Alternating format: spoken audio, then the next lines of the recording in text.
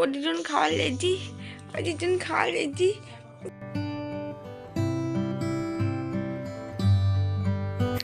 এই যে দেখো, এখন আমি আমার রামলালাকে ঘুম থেকে তোলাচ্ছি।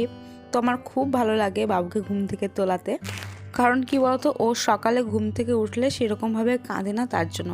কিন্তু দুপুরবেলায় আবার যখন ঘুমায় তখন কিন্তু ঘুম থেকে উঠলে আবার কাঁদে। আর সকালে একটু শরীরটা যদি ভালো থাকে তাহলে বেশ আনন্দ করে, হাসি খুশি থাকে। তো তখন আমার খুব ভালো লাগে ওকে তোলাতে। তো 9টাও যেহেতু বেজে গেছিলো, তার জন্য আবার ওর মিমিও ডাকছিল, আমিও ডাকছিলাম। তো আর শীতকালে উঠে এটা খুবই বিরক্তের কাজ, এই যে সোয়েটার, টুপি, মোজা এগুলো বাবুকে পরানো। তো রোজ রোজ খুব কান্নাকাটি করে এগুলো পড়তে গিয়ে। আজকে তা একটু চুপচাপ থাকলেও অন্যান্য দিন খুবই কান্নাকাটি করে। তো যাই হোক, কোনোরকমে পরিয়ে দিলাম। তারপর বাবু দেখলেই যে মা মধু রেডি করছিল, তুলসী পাতার মধু। তো ওটা বাবুকে খাইয়ে দিয়েছে মা। তারপরে আমি ব্রাশ করতে চলে এলাম। তো আমাকে ব্রাশ করতে দেখে উনিও ব্রাশ করবেন, তো উনিও ব্রাশ নিয়ে চলে এলো আমার সঙ্গে। তারপর আমার সঙ্গে ব্রাশ করছে, আর আমি ভিডিও করছি বলে ওকেও বলছে যে ভিডিও করে দিতে। তো এই যে দেখো ওর অবস্থাটা, এখনও ওই যে আরেকটা জায়গায় দেখলে থুতু ফেলছিল, একটুখানি মুখে দিচ্ছে ব্রাশটা, থুতু ফেলতে যাচ্ছে। এই যে দেখো, আর আমাকে বলছে যে ভিডিও করে দিতে, মানে ও কোথায় থুতুটাকে ফেলছে সেটার ভিডিও করতে। এই যে দেখো ক্যামেরাটা কেমন ডাকছে দেখো, তাহলে ভাবো কতটা ডিজিটাল ছেলে হয়েছে। তো এখন বেজে গেছে প্রায় 9টা, কারণ ঘুম থেকে উঠলাম হচ্ছে কিছুক্ষণ আগে, তোমরা তো দেখলেই। তো বাবুকে কিন্তু এখন হরলিক্সটাও খাওয়ানো হয়নি। তো জানি না কখন খাওয়াবো। ও এখন এই যে ব্রাশ নিয়েই মেতে গেছে। আর একটা কথা বলছি বন্ধুরা, তোমরা কিন্তু আমার ভিডিও সেরকমভাবে কেউ দেখো না, কিন্তু তোমরা দেখো আর না দেখো একটা জিনিস কিন্তু আমার কি বলবো, যে দিনটা ধরো চলে যাচ্ছে সেই দিনটা আমি হয়তো দেখতে পারবো না বা কখনো ফিরে পাবো না, কিন্তু আমার এই ভ্লগ করে সেই দিনটা কিন্তু আমার ডায়েরি হিসেবে আমার চ্যানেলে থেকে যাচ্ছে। তো পরে বাবু যখন বড় হবে তখন অবশ্যই ভালো করেই যদি ইউটিউবটা থাকে তাহলে ওকে দেখাতে পারবো যে ওর ছেলেবেলার দিনগুলো কীরকমভাবে ও কাটিয়েছে, কেমন দুষ্টুমি করেছে, তো সবটাই দেখাতে পারবো। তার জন্য আরও আমার ব্লগ করা। তো যাই হোক, চলে এলাম বোন কি করছে দেখতে। খাওয়া দাওয়া সেরে সকালে চাটাও খাওয়া হয়ে গেছে, আর বাবুকেও কিন্তু খাইয়ে দিয়েছি।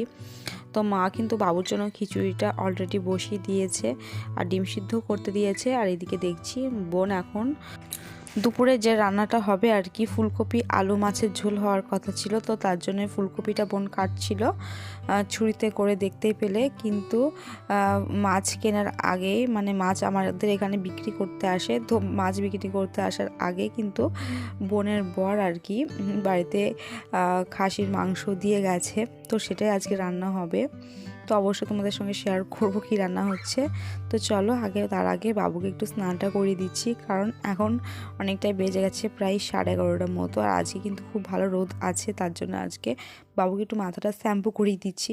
কারণ দুদিন ধরে যা মেঘের অবস্থা হয়েছিল, মানে এখন তো প্রায়ই দেখছি রোদ কম, মেঘলা হয়ে থাকছে বেশি, মানে বৃষ্টিও হচ্ছে না কিন্তু মেঘলা হয়ে থাকছে। আর কয়েক ফোঁটা হালকা ফিসফিস করে বৃষ্টি হচ্ছে। এই বৃষ্টি কোনো কাজেও লাগবে না, আবার মানুষের জামা কাপড়ও শুকাতে দেবে না। আমার তো চিন্তায় জামা কাপড় শুকানো নিয়ে, কারণ বাবুকে নিয়ে তো অনেক কিছু কাচাকুচি হয়ে যায়। তো সেটার জন্য আর কি চিন্তা হয়, জামা কাপড় লাট লাগানো থাকলে ভিজে জামা কাপড় খুব বিরক্ত লাগে, মন মেজাজও খারাপ হয়ে লাগে, এই জন্যই আর কি ভালো লাগে না। আবার মেঘলা মেঘলা দিন করলে কেমন একটা নিজের শরীরটা ভালো লাগে না, কেমন ম্যাচ ম্যাচ করে, বিরক্ত লাগে। তো যাই হোক, রোদ থাকলে না বেশ এনার্জি পাই রোদ থেকে। তো যাই হোক, বাবুকে এখন স্নানটা করিয়ে দিচ্ছি, ভালো লাগছে এরকম রোদ দেখে। এরকম রোদ থাকলে আর মনে হবে না যেন এটা শীতকাল। তো বাবুকে স্নান টান করিয়ে দিয়ে আমিও নিজেও স্নান করে নিয়েছি। তারপরে একটু গতকাল রাতে মা পায়েস করেছিল, তো সেই পায়েসটা একটু খাচ্ছি মুড়ি দিয়ে। তোমাদের কার কার ভালো লাগে অবশ্যই কমেন্ট করবে যে পায়েস দিয়ে মুড়ি খেতে, আমার তো খুব ভালো লাগে। আর পায়েস বলো, তারপরে শীতকালের যে সমস্ত পিঠে পুলি, এগুলো কিন্তু গরমের থেকে না বাসিটা খেতে বেশি ভালো লাগে, আমার তো পরের দিনের খেতেই বেশি ভালো লাগে। তো যাই হোক, তোমরা দেখতেই পেলে মা দুপুরে রান্না বান্নার কাটাকুটি সব হয়ে গেছে, তো এখন শুধু জোগাড় করে দিচ্ছে। আর মাটনটা বোনই রান্না করবে, আর মা এই যে পালং শাকের যে তরকারিটা হবে সেটা মা করবে। আর এই যে মাটনটা বোন রান্না করবে। তো বোনের কাছে চলে এলাম, বোন দেখলাম আলুটা ভাজছে, তো সেটা দেখছি। তো এখন আলুটা ভেজে নিচ্ছে। বোনকে বলি যে আমি রান্নাটা করব, কিন্তু বলে না তুই বাবুকে দেখ আমি করছি। তো যাই হোক ওই করে, আর বলে যে দাঁড়িয়ে দাঁড়িয়ে করলে সেরকম অসুবিধা হয় না, আর ও একটু মনের মতো করে রান্নাটা করতে পছন্দ করে, তো তার জন্য ওই করছে আর কি।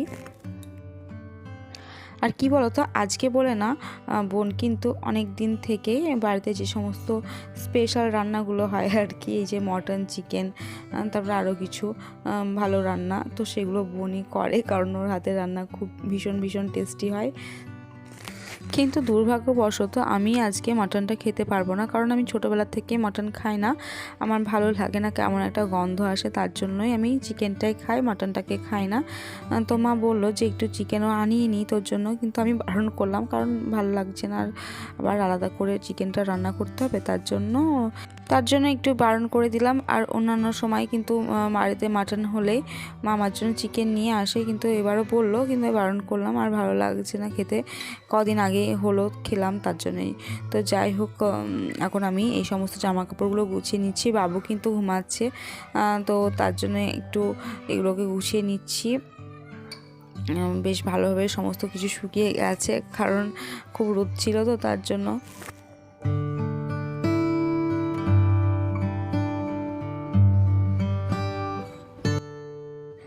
আর এই যে দেখো বন্ধুরা, এখন কিন্তু অনেকটাই বেজে গেছে, প্রায় 9:30 মতো। তো এখন আমরা রাতের খাওয়াটা খেয়ে নিচ্ছি।